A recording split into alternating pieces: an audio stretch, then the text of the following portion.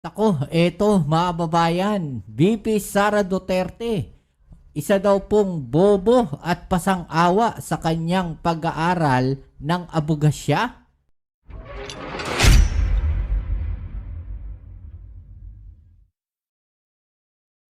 Alright, so welcome back dito sa ating channel dito sa Mobs TV.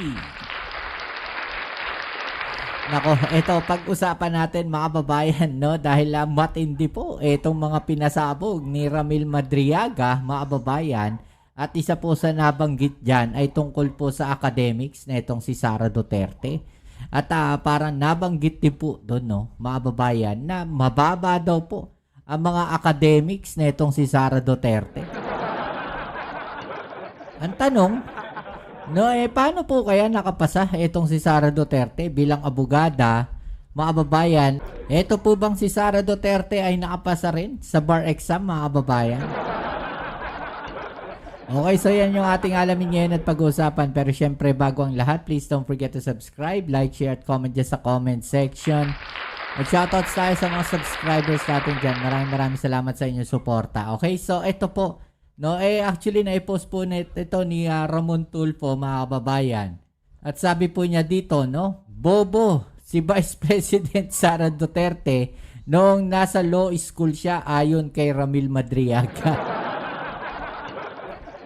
Maasa lang daw umano ito sa tulong, no, ng kanyang mga law professors tulad ni dating Office of the Ombudsman Assistant Special Prosecutor Ryan Ray Kilala. Para makapasa, no? Katakataka ba? Narinig mo siyang magsalita ng English o sumagot sa mga interview? Pero baliwala yan sa masa at DDS dahil bobo din naman sila. Kapag nahalal si Sara bilang presidente, tatlo na ang bobo na naging pangulo, Erap, Digong at Sara. Okay, so syempre pagtatanggol yan ng mga DDS dito sa comment section, mga babayan. Okay, so ito panoorin natin, mga babayan, no? Ito pong naging pahayag nitong si Ramil Madriaga. Alright? Let's go. When PRRD was elected president, Kong Goles' brother, Ferdinand Goles, was appointed as a member of the Board of Directors of the Base Conversion and Development Authority, BCDA. On the other hand, PRRD directed me to serve as a counterintelligence agent for the National Security Council. 10. However, I was never under the employ of the Office of the President or any government agency. Instead, I was directly employed by PRRD. I received my salary from a certain canlas, a PNP officer, provisionally from Davao, at the start of every month in the amount of 100,000 pesos to 150,000 pesos in cash. 11.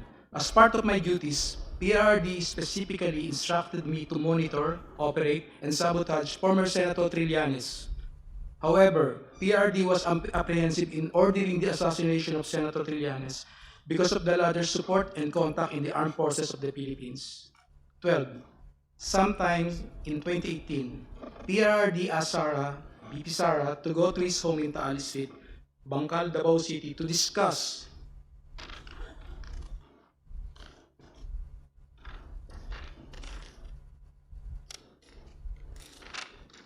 upcoming local elections in Davao City, where VP Sara was going to run for re-election as mayor. During this meeting, PRD introduced me to Sara and told me, "Ram, ikaw na bahala kay Inday." Since then, I frequently met and discussed with VP Sara, then Mayor Sara, regarding various matters. However, she gave me strict instructions that all conversations should be done as much as possible by call and minimize text messages. 13. Furthermore, PRD also asked me to profile individuals associated with VP Sara, then again Mayor Sara, because she is his favorite among his children.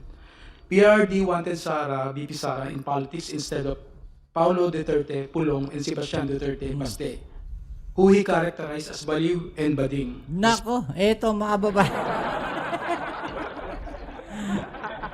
Si Pulong Duterte daw po, mga babayan, umpisa natin, no? Si Sara daw po, mga babayan, ay kanyang paboritong anak.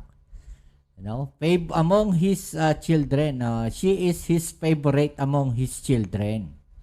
Sabi, PRRD wanted Sara in politics instead of Paulo Duterte, Pulong, and Sebastian Duterte, Baste, who he characterized as baliw and bading. Baliw at bading daw, mga kababayan. So, parang ano ba? Totoo ba, mga kababayan, na bading si Baste? Kasi, sabi nga, no, tawag sa kanya Barbie.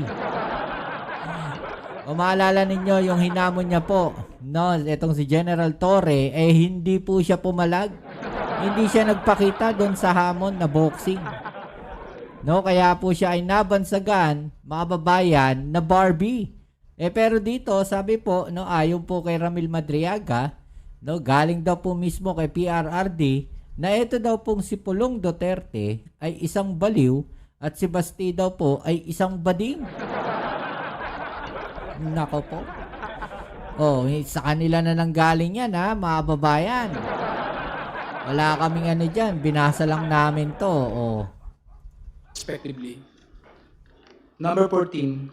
Sometimes in 2021, PRD gave me 25 million to purchase high-end motorcycles for Sarah's use while she is in Metro Manila and other ordinary motorcycles for our group operations.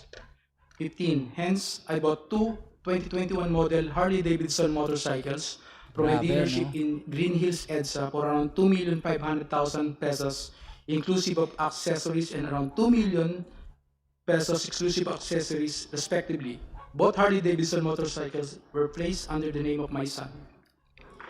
I also purchased two 2021 model Ducati motorcycles from a dealership in Katipunan, Quezon City for around 3,500,000 pesos and around 2,300,000 pesos respectively. In addition, I also bought accessories for these Ducati motorcycles in the total amount of 500,000 pesos.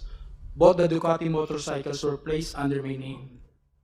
17. Lastly, I also purchased 7 Yamaha NMAX motorcycles for the operation of Initiative for Social Justice Innovation and Progress Pilipinas, or ISIP Pilipinas.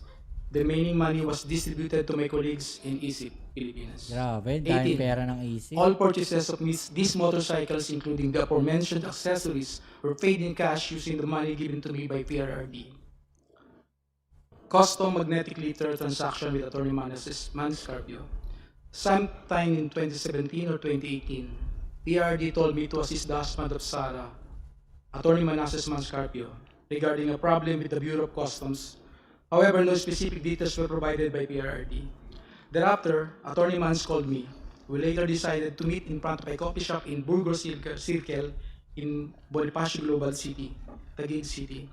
During our conversation, he asked me to assist in facilitating the release of what he called construction equipment, which was flagged and confiscated by the Bureau of Customs. Ito na yung mga Attorney Mans kababayan. gave me a contact person, a female lawyer, to coordinate with it regarding the BOC problem. After 2 days, I went to the BOC to meet the female lawyer to discuss the release of construction equipment. This time, I learned that the construction equipment was actually magnetic lifters. The same were confiscated because it contained a large amount of shabu. Ooh. However, the female lawyer informed me that it was difficult to release the same because it was a hot item. Ito 22. yun. I reported this to Attorney Mans and we meet again in the same spot in BGC, Taguig City. This was the last time we met regarding the issue. Later, I learned that the content of the magnetic liters is at least 500 kilograms of shabu worth 4.3 billion pesos were mysteriously missing. Grabe, no? Dummy accounts and bank transaction of PRD.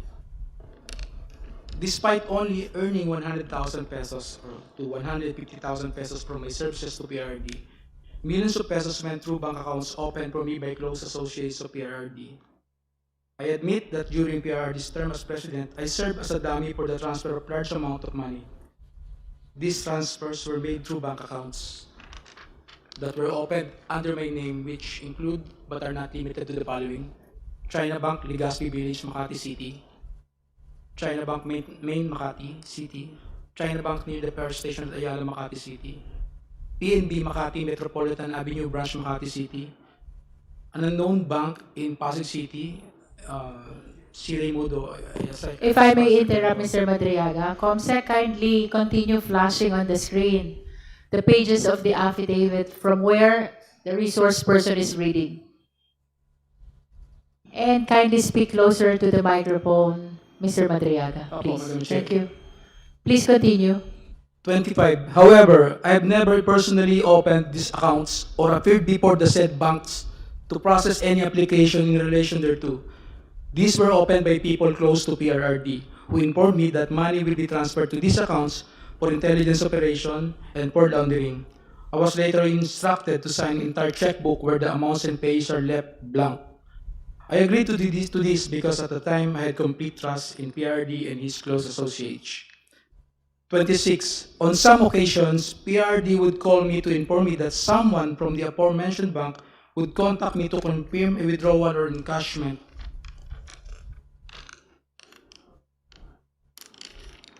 Of checks. There were also instances that where PRD would instruct me to personally visit the said banks to pick up the money and bring it to Malacanang or to the designated individuals.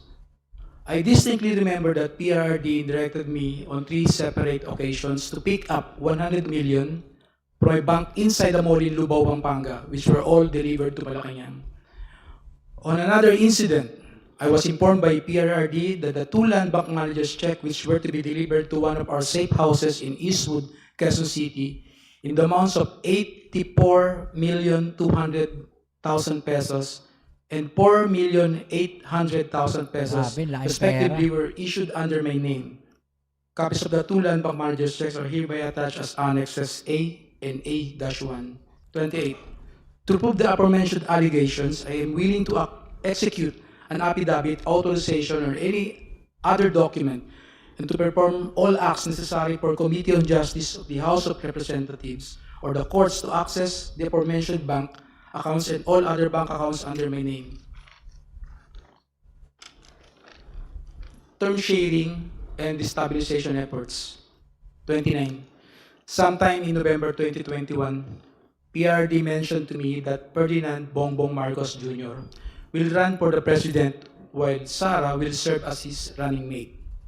PRD added that a few months ago, BBM and Senator Amy Marcos visited him to discuss a possible alliance to the 2022 national elections. During this meeting, BBM was able to convince PRD to have Sara as BBM's vice president. However, they also agreed that by 2025, BBM will voluntarily step down to give way for the Sara presidency. After Sara took her oath as vice president, PRRD had a discussion with me, with retired generals of the Armed Forces of the Philippines, where I was also present regarding all the possible scenarios for unseating BBM by 2025. In case he reneged on his promise, the general objective was to ensure that PBBM will only serve less than 4 years of his term as president, Grabe. so that Sara, upon assumption to the presidency, will still be eligible for the presidency in 2028. 31. I remember that one of the plans considered was to sabotage BBM's administration by using some of BBM's own men, either recommended by PRRD for appointment or allied with the Dutertes, to reveal supposed corruption issues that will serve as a precursor for an impeachment for complaint. 32. In the event that BBM will not voluntarily step down or hand over the presidency to Sara, extraordinary measures of overthrowing BBM will be considered, which include assassination, mass resignation of government officials, civil disobedience, and even an armed assault of Malacanang Palace. It was also considered by PRD to arrange assassination or armed hits of several government officials in order to cause massive civil unrest. The resulting civil unrest will be used as basis to organize a group of military officers to stage a coup. 33. One of my assignments was to recruit civil groups, schools, clubs, fraternities, criminal groups, and syndicates. Inday Sara is my president, ISIP, at 2022 national elections campaign. 34. In 2020, I was instructed by PRRD and Sara to help form a group to support Sara's candidacy for president in the 2022 national elections. Hence, I helped establish and register a non-profit corporation called Initiative for Social Justice Innovation and Progress, or ISI Pilipinas, Incorporated. But to us supporters of SARA, ISIP actually stands for Inday Sara is my president.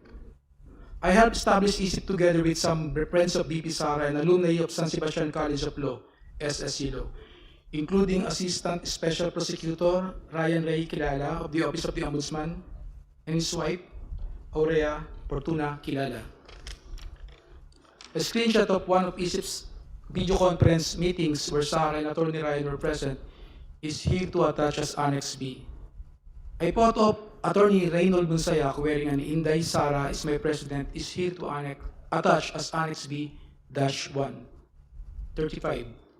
I got close with Attorney Ryan, who was previously a professor of SARA and former Associate Dean of SSC Law. He shared with me that Sara was not particularly good in school, was often struggling with her academics and habitually rude and violent to other students. Ito sabi, was often struggling with her academics, mga babayan. So, nahihirapan daw po itong si Sara Duterte. And habitually rude and violent to other students. Pag sinabi niyong habitually, mga babayan, palagi po. Parang habit na niya, no, na maging rude, no, at violent sa ibang mga estudyante. In short, bully po. Parang gano'n. Di ba? O, tuloy natin. Grabe, no? So, dito lumalabas talaga na mahina si Sara Duterte. Kaya siguro, no, hindi ako, actually ngayon ko lang din na-realize Kaya siguro iniiwasan nila yung debate, no? No? Kasi parang hindi ko nakitang humarap sa debate itong si Sara Duterte. Kasi wala nga mahina nga po, mga kababayan. Oh. Hence, Attorney Ryan used his influence in San Sebastian College of Law to ensure that Sara received passing grades despite her poor academic performance. Oh. Diba? May kapit. Hence, Attorney Ryan used his influence in Supreme Court, SSC, San Sebastian College Law, to ensure that Sara received passing grades despite her poor academic performance.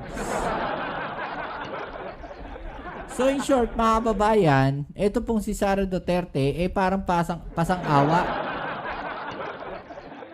At kaya lang po nakapasa dahil nga po, no, may mga connection. May mga kakilala, mga kababayan. 'Di ba? So ang tanong, paano po kaya siya nakapasa ng bar exam? Okay, so yan, kayo na sumagot yan, mga kababayan. Okay, so hanggang dito na lang muna yung ating video ngayon. Muli, kita-kits tayo sa ating next video upload. Maraming salamat po sa inyong suporta. At ito po muli ang inyong Kuya Mobs, it's Mobs TV. Peace. I'm out.